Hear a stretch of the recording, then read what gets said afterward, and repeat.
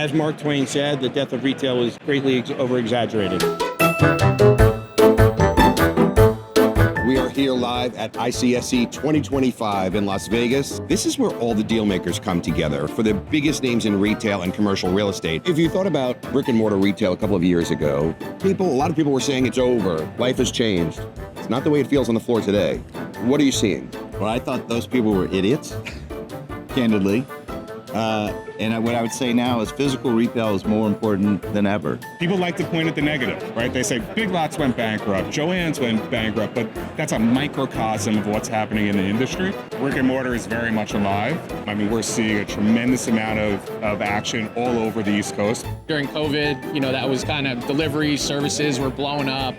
Amazon was blowing up. But now it's like people want to go out, they want to have, drinks, dinner with their friends and everything. And it's going to keep on buzzing.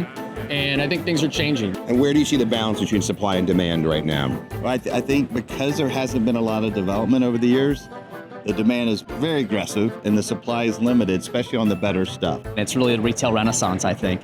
We've seen it across our portfolio of about 30 million square feet. We're at the highest occupancy levels we've ever been, around 98%, and record rent growth. People are really fighting over the few remaining vacancies we have left. That's actually spurred new development for the first time. I think that's one of the really exciting things at this conference this year. The Southwest has seen huge population growth, feeding that low vacancy rate, high rent growth, and that's new developments. You mentioned the lack of development and everything. Talk to me about square footage pricing.